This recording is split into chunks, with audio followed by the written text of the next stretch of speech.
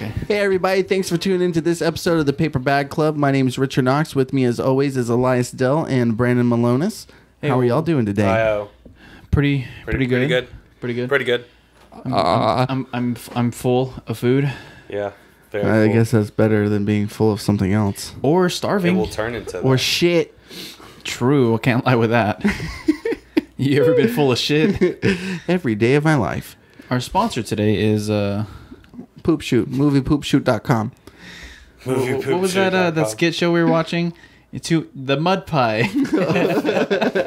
Thank you. No. What's it called? Thank you for leaving or something like that. It's called I Think You Should Leave. I think you There should it is leave. with Tim There we go. Robinson or Thank you for leaving. I was tired of you being here. Today's topic's going to be our favorite foods. Ooh. So, question of the week. What is your favorite food? What is something that you just always can eat, no matter what? I think the term is your island food. Like if you could bring one thing to an island, but in this case, if you could only eat one thing on an island for the rest of your life. Okay, I was like, man, You had an endless island of lasagna. Would you eat it? Yeah, in my head, I was like, man, I could only bring this one food. It's not like I'm going to bring enough to make me last the whole island. I'm going to bring some seeds. I'm going to grow some vegetables. Grow some lettuce. Or yeah, I was going to say, I can't even bring a cow. How's it going to reproduce? Also, I wouldn't want to go through the process of trying to butcher. Do stuff to it? Yeah. Do stuff to it? What are you talking about? Yeah, I mean, that just brought up a hypothetical game in my head. Can you imagine living on an island made of your favorite food? The more you eat it, the less island you have. Oh, man. Damn. Mm-hmm. What's a food that always expands? There's no... A rice island. Yeah, so food. Either of you... Algae, kelp, Possibly. seaweed. I mean, if it goes into the water and then just resprouts. True. Mushrooms. Plankton. Vegetarian. Filter feeder. I'm a filter feeder. So my favorite food of all time is sushi. Basic. Yeah. Thanks for watching. This is all I we got this week, also guys. love sushi. I don't like shrimp, but I love sushi. I do not like sushi. Interesting. I don't like it. It's not filling. It's too expensive. It's just not what I'm like. If I'm going to eat, I want food. True, it's not like a traditional meal, you know? Where you have like sides. I mean, you could have sides, I guess, but sushi to me, it's a finger food. It's almost like little snacks, little pieces of snacks. Yeah, right? I rarely have sushi as my dinner. I normally have like a hibachi dinner and then sushi on the side and then some gyoza or something. That's like my go-to like Japanese restaurant stuff. I mean, I've had sushi alone as a standalone thing, but not like if it's like dinner time or whatever and I'm like hungry, I can't just do sushi because like you said, it gets expensive really quickly. Really quickly. But It's like, dang, I only got 2 rolls. I'm already at $50. Right. How did this happen? especially if you're getting like some like mixed stuff with some really good alternatively you could get like 10 California rolls for like Oh, true. I like the basic rolls too. I love a spicy tuna roll. And those are always the cheap ones. But yeah, if you want like some gourmet, top shit, shelf sushi. it's gonna be a lot. And then It you're gets up kind of there. like, man, I'm left hungry and sad. Yeah. Except your taste buds are satisfied because it's delicious. True. Yeah. I mean, I guess I don't hate it. I definitely will eat it. It's just like I said. As long as there's not an hour-long wait. Yeah. Yeah, absolutely, dude. Yeah. It's like waiting. You better be making 500 sushi rolls right now. Yeah. Have you guys ever tried to make sushi? Never. No. So I'm just bad at making rice. So you're just bad at panning it up. So I did work at a Japanese restaurant at the sushi bar for about 3 months a couple years back. I never truly got the grasp of it because I was doing it as like a side job just because I wanted to learn how to do it. So I have the basics of it. I think the biggest thing the biggest thing I took away from it was the better like ingredients and like rice you have. Rolling is really just a handheld technique. Like if you can have like, I feel like you can have someone who's really good at making sushi, but if they have like really bad rice, and right. I'm sure I feel like that's the same with any food. My favorite food is pizza, and if you have a really bad dough, then it's going to ruin the pizza. You have a really bad sauce, it's going to ruin the pizza. You have garbage Little Caesars cheese, it's gonna be a bad pizza. I think the pizza boils down to the dough. I think toppings aren't the main focus when it comes to pizza for me. I think it's the dough and the sauce. Those two things have to be on point, and I can just sprinkle some cheese on that bitch. Yeah, I can agree with that. Anytime someone's like, "Hey, where do you want to get pizza from?" My first thought is, okay, Domino's has like garlic crust, Papa John's has cheesy crust. Like, I think about dough and crust first. Papa John's doesn't have cheesy crust. It's Pizza Hut. Okay, so Pizza Hut. Not that I, am a connoisseur of pizza. I love pizza, boy. Pizza's good. A pie. I could eat pizza every day, and I did for a long time. I don't know if you remember when I lived on the 3rd floor of the Preserve here in town. I probably had a stack of pizza boxes almost as tall as me on my balcony. From the same place, or did you spread it out? Most of it was Pizza Hut. Okay. Yeah. I love Pizza Hut. Yeah. They got stuffed crust pizza. Okay. Yeah. But I love Domino's. I love Papa John's. I love Cece's. Oh my God, Cece's has the best buffalo chicken pizza in my opinion. Yeah, I haven't had them in years. And then I like a lot of local places too. I've been to 4 Island Pizza. I've been to Piazzi's. Piazzi's. I've been to Ryan's. Upper Crust. Yeah. Oh, Upper Crust is so good. What's the place right? 4 Island Pizza. Across from Buford Academy. It's like in that little that place. Yeah, bomb. Yeah, that place bomb. Yeah, that Hearth is really good too. Yeah, that's what I meant to say. Hearth. I had a buffalo chicken pizza from there, and that was Hearth has the best pizza in Buford. Point. Yeah, Old Bull Tavern is a close second though. Old Bull has great pizza. Pizza, calzones, pizza sandwiches, sandwich pizzas.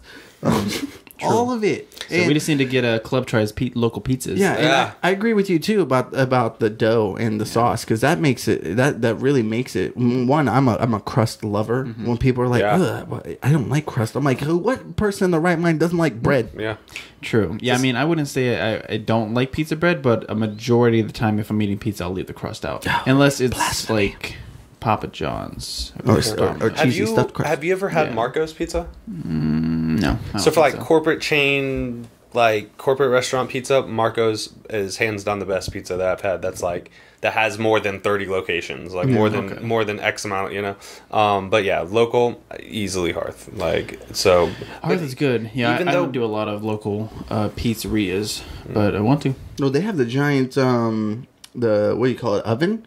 Yeah, I've seen that. Yeah. Inside the restaurant, you just see them slide the pizza right in.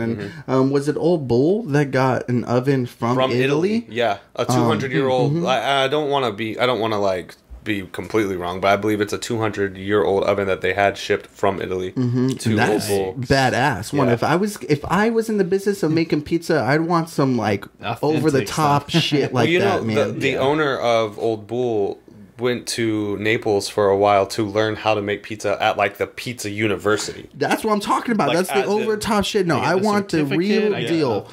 You want pizza? I know pizza. Richard's in the house. Yeah. I think my favorite food is any type of pho, like a hot noodle. Yes, I like a real bone broth. I like just all of the extras. I love pho. It's so good. It's my favorite. I do love me a good noodle. So good. I gotta start getting out of the starches. There were so many pho places in Washington. Didn't go to one. No, didn't go to one. Now let me ask you this about pho. If you know it, do you know what the noodles are made of? Is it a rice noodle? It's a rice noodle. Yeah, rice noodle. That's pretty cool.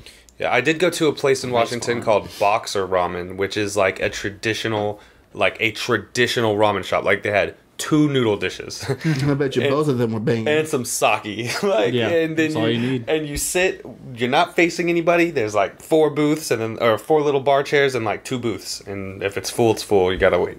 Yeah. There was a box of ramen. They said no to go. Yeah. Only sit and shout enjoy. Out. I know Chloe's watching this, so shout out to Box of Ramen. Hell yeah. That's just I think the best noodles I've ever had was when we were in Miami. Oh my god. That thing was so good. I was telling somebody about that at work the other day. I was like, I exaggerated a little bit. I said, yeah, we were at this beachfront hotel, and there was an elevator that went straight down to a basement ramen noodle shop. That's and tough. It was a couple of them. I played the story, and she was like, what? Well, no, I mean, even, it was close. even that. It was in a hotel, just not in our hotel. And I was like, yeah, there's an option on the elevator from the hotel top straight to the basement, opens straight into the dining room of this place. That's the lie. That's the lie. Yeah, but it was close. Yeah, well, an old friend of ours got us into this tradition of every time. Well, with me, I would go to conventions was we'd go and eat ramen at a place close by, and so we were in Miami and we're like, hey, let's find a good ramen place, and there was one maybe 2 or 3 blocks away, and we were like looking for it, like, you know, where the heck is this restaurant? And we went to the bottom of this hotel, and it was like underground almost, and then we look in and there's a stairs going up and there's a stairs going down, and I'm like, let's try going down, and it's like a hole in the wall. I mean, I felt like the Yakuza boss was about to be in there eating noodles, and I just was not supposed to be there. Yeah, it was a cool little place. Another place I've heard about that seems really cool is there's this place in it's somewhere in Florida. I don't know exactly where, but I want to say Orlando maybe, called Naruto. It's a Naruto themed noodle bar. Naruto as in Naruto? Mm-hmm. Yeah. Oh, okay. Naruto. Because Naruto is a Japanese word that means something, right? It's not just a name. But it's like based strictly off of the anime. That's pretty cool. There's one in Orlando that we went to called Super Saiyan. Yeah, was it Orlando? Maybe it was Jacksonville. I think it was Orlando. Maybe. It was Orlando, and it's called Super Saiyan, and it's a noodle shop that's just all Dragon Ball Z. Yeah, do you remember? Cool too. Do you remember Savage Pizza in downtown Atlanta? I do remember that. And it's nothing. So I think I told you about it. It's called Savage Pizza. They're outside of their shop is a big sentinel from X-Men, like welcoming you into the door. And the big machines that kill the mutants. And then like if you told me about it or not. The inside decor, the whole walls, they literally plucked pages out of comics. Oh shit. And just like I think it's actually those are just the bathrooms. The bathrooms are covered in comics. Yeah, because we went there to get drinks or something. We went there with your mom, and we ate with your mom and Arwen there. That place was dope. I love pizza. But like we haven't even said the word that's the almighty food, which is tacos. Tacos. Oh, I got it right. You ever had a taco? I don't believe in tacos. Soft shell, hard shell. You don't believe in tacos? Nah, they ain't real. Paper Bag Club deuces. What? Nah, Taco Tuesday, you know. The taco is the savior of humanity. Yeah, tacos are good because you're like, oh, it's just so small and it's not going to be filling. And then you have like 12 and you're like, oh, wow, I feel terrible. There's a place that I have to take to both of you, man. It's called Bar Taco.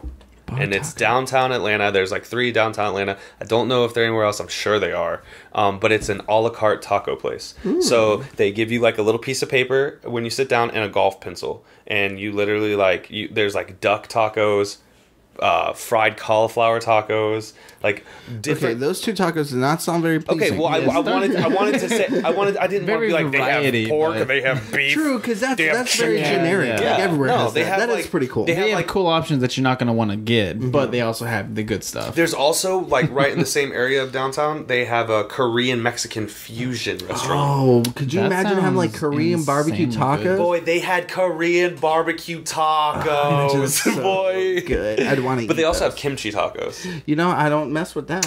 Love me some kimchi. It's like, let's take this cabbage. Have you guys eaten your kimchi today? Let's bury it for like 12 years. In a glass jar with spices. And then we're going to take it out of the ground and say, yum, yum, yum. Yes, we are. That's yes, crazy. we are. And it is delicious. I do like kimchi noodles, though, because it's kind of spicy. Yeah. I remember when I first met Richard and we were talking about food and I said something about kimchi and he's like, rotten cabbage. I don't like cabbage to begin with. Well, that makes sense, I guess. Yeah, cabbage is like stinky Stop lettuce. saying rotten. It's not rotten. It's fermented cabbage. It's flavored. Yes. Well, I mean, my beer is good. just rotten wheat in water. I've been drinking a lot of kombucha lately. And that's rotten. That's fermented. It's nothing is you can't sell rotten food. Are you sure? You can't. You can't. At least I mean you can, but you don't. You typically There's not don't a good say, market "Hey, for it's it, I right." guess. Yeah. Hey, I mean, what about like cheese? Do you go? Do you see a cheese advertisement that says Velveeta, the rottenest of cheese? No, you don't. You Well, don't. I guess we gotta make a fake I do see advertisement. things where people are like, "Hey, check out this cheese. It's blue Yeah, blue cheese because has it's mold. rotten." This You like podcast is blue brought to cheese? you. No. What? This guy here loves blue cheese. He will take stuff and just dunk it in. What? But it has to be And real blue what's so cheese. It's not like Hidden Valley blue cheese. Like you have to get that real blue cheese. with the crumble? Any blue cheese. Oh. Yeah, and what's so upsetting is I really like buffalo sauce, and like I love those buffalo buffalo sauce and blue cheese just like go hand in hand. Yes. I'm like, leave the blue cheese off, like What just about- the buffalo. But you had a blue cheese burger once, and you like that. I did, but only because of everything else. It's just so strong. No. You taste it over everything. yeah. It's like- funky. like I don't mess with olives. The only time I can eat olives are on a supreme pizza because it's so much stuff's going on. I generally pick it off, but if I have a chance to, You want to know what this guy does every Christmas? What do I Eating do? olives? His nana gets them all cans of olives, and they eat them. Out the can. No. Okay, first off, we have to get that right. My grandma doesn't specifically just give me olives. My nana doesn't give me specifically olives. Our nana. Our nana. Every Christmas, she makes sure she gives us a canned good in our stocking every Christmas. It just happens to be And olives? it just happens to be olives sometimes. Sometimes it's beanie weenies. So Oh, I love sometimes beanie it's lima weenies. beans because I'll eat those. I'll probably eat an olive those- before I eat a lima Yeah. bean. What? Yeah, that's probably not true. I I'm would learning definitely eat a lima too much about you two right now that I just am not. If you want to get to appreciating. know someone, ask them about food, I guess. Yeah. That'll tell you But all you back need on to the know. tacos, the savior of humanity. Right. Yeah, tacos are solid. You know, Al pastor. Did you know that I just found out that El Pastor tacos are always cooked with pineapple? I'm sure they don't always have to Always. be. Well, I think so because Pineapple juice is a ingredient in that. I mean- if you have real pineapple, that's your choice. But pineapple juice is a part of that. Yeah, I recipe. feel like that's just like a marinade. I did not to know make it that al until pastor. he told me that Yeah, we went and got tacos. 3-4 days ago. Yeah, 3 or 4 days ago, and I got al pastor 'cause that's my favorite.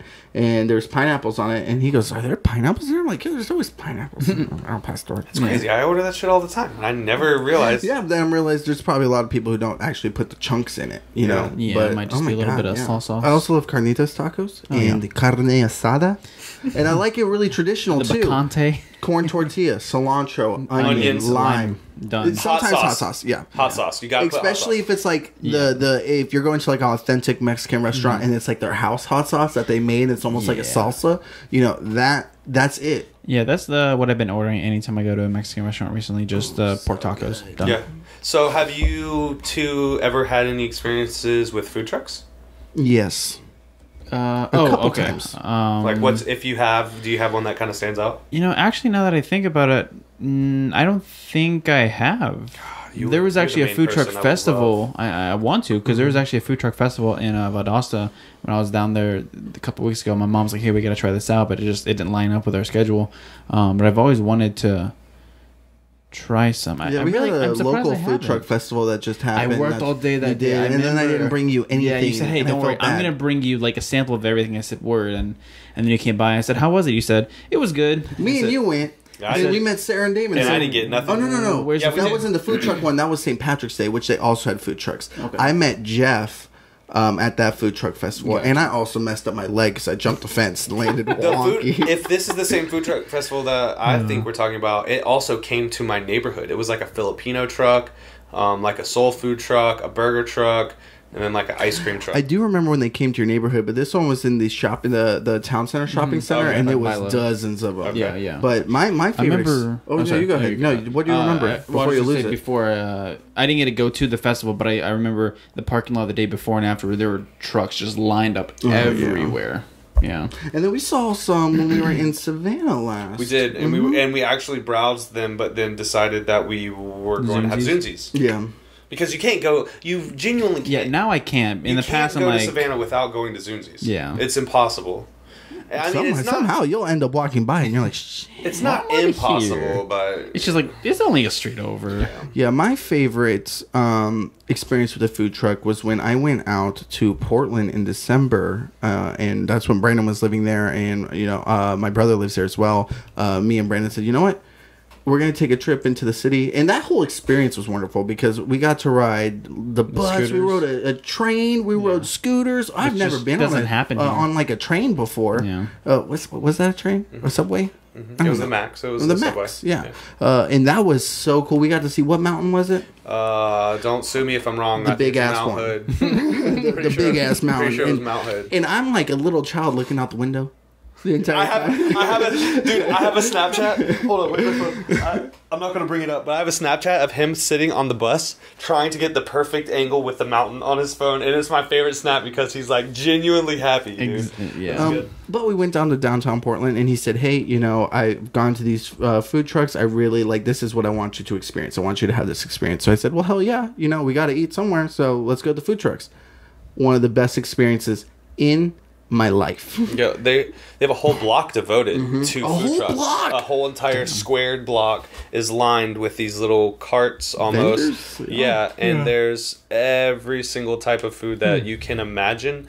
They're selling it. Like they I have gotta- everything. I ended up getting a lamb and falafel kebab? No. No, it wasn't a kebab. It was basically like a burrito. Yeah. I don't know if that's what they call it, but it was wrapped up and Shawarma. Shawarma. It was huge, man. I'm surprised I think I had like this much left, and I just literally couldn't eat it. But that was my first time having falafel, and the guy at the truck was like, "Hey," I was like, "What do people normally get?" He goes, "To be honest with you, my favorite thing is getting the lamb and the falafel in it together." And I had no idea what falafel was at first. Yeah.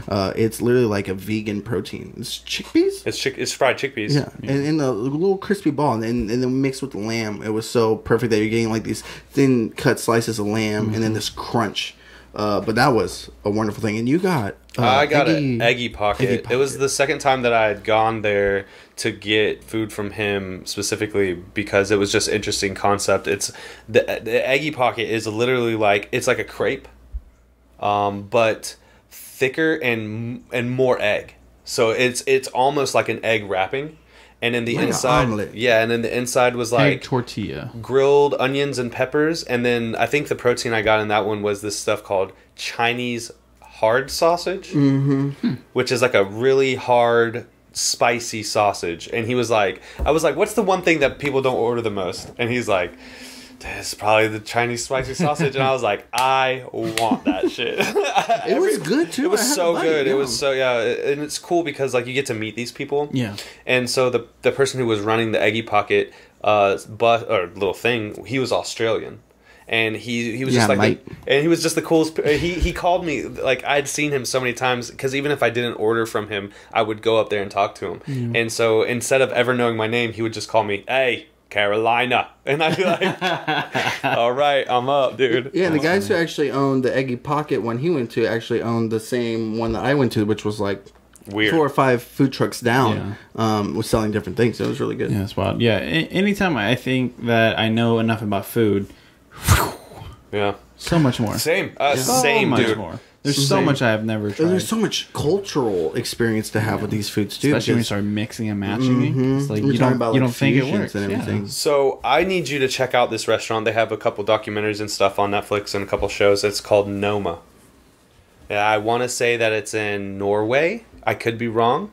Somebody correct us in the comments if I'm wrong.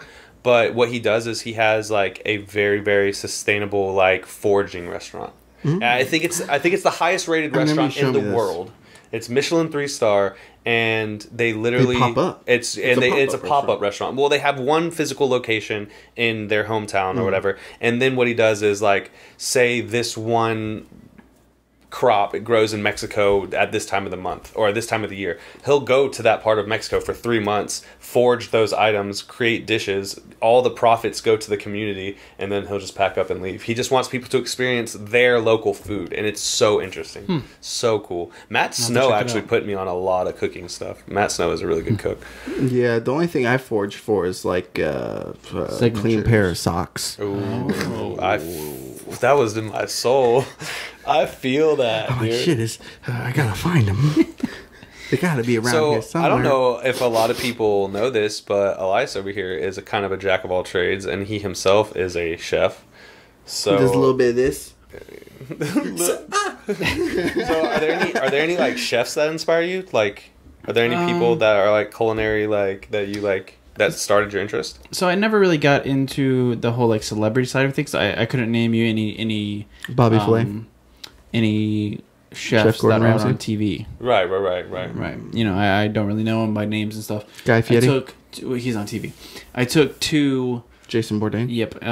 Two like courses in like high school, 10th and 11th grade. And the 11th grade year was a really interesting one. Probably my favorite year of schooling ever because I went to a technical school half of the day. So like my morning 2 shifts because it was a 4x4 schedule. So you have like 4 classes, whatever. And so A day, B day. So every day for the first 2 blocks, I would be doing the culinary thing. And then the last 2 blocks, I'd be back at the school.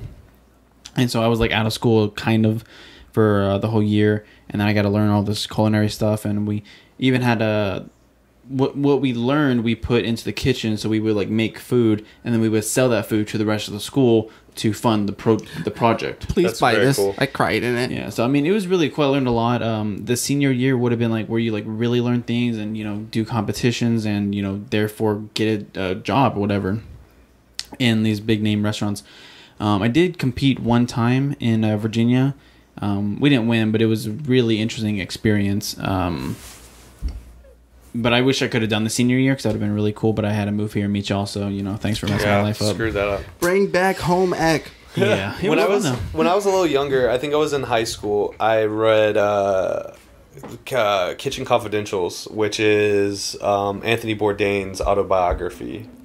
And I think in like one of the first chapters in the book, he's talking about being a dishwasher at this really nice restaurant that's really popular. A whole bunch of, rich people rub elbows. And he said the moment that he realized he wanted to be a chef is when he walked out to take the trash because he was a dishwasher.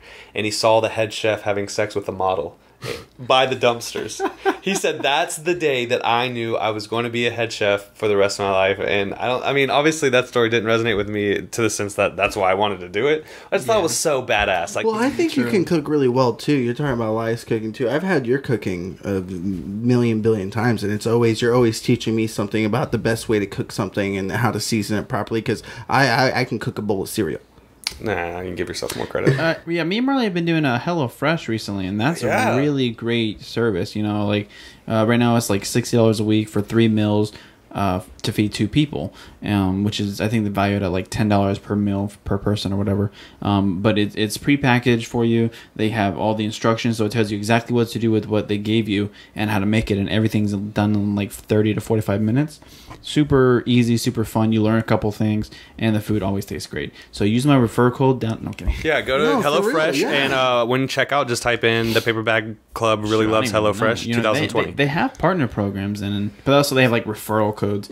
So why not? I'll throw it down there. Under there. Yeah, it's really cool. I like it a lot. Yeah, before our next sponsor is Manscaped. the lawnmower 3.0. Yeah, that is everywhere. I want one so bad.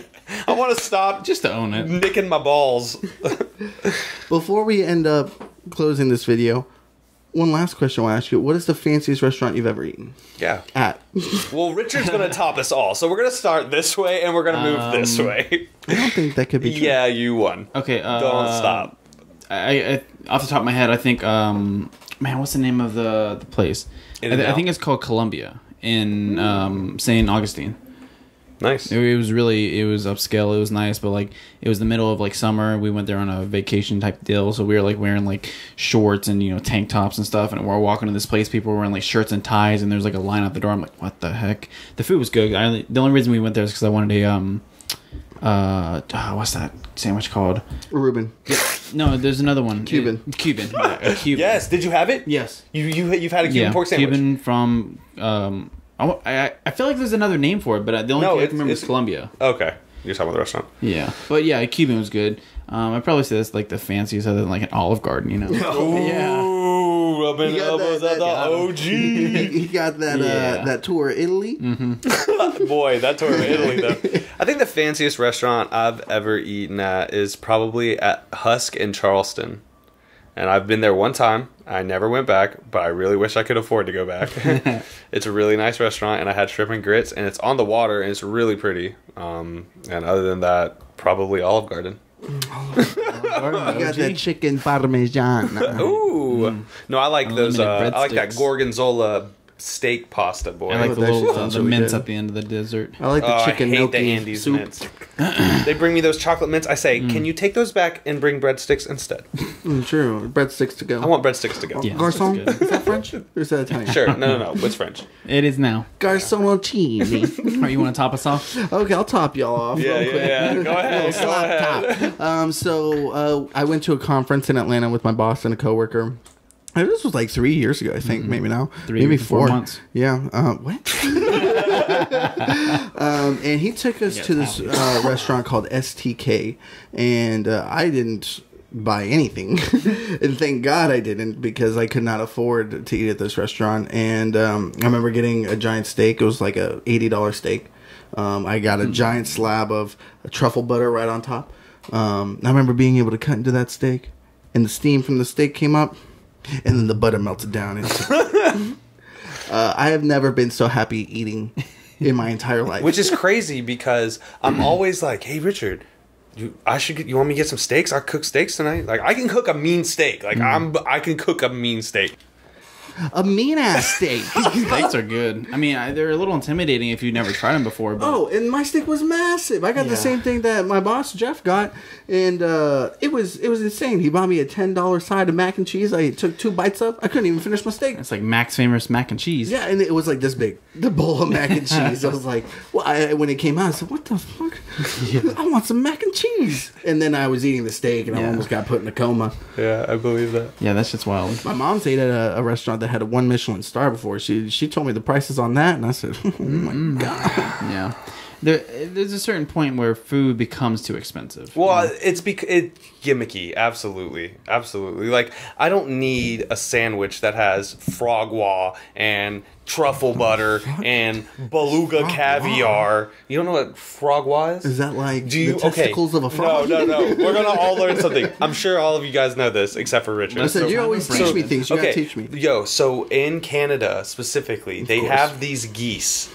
Canadian geese. They put tubes down their throat and force feed these geese until they're so intensely fat. Not in America, I don't think. That they're so intensely fat and their livers just become so cram-packed.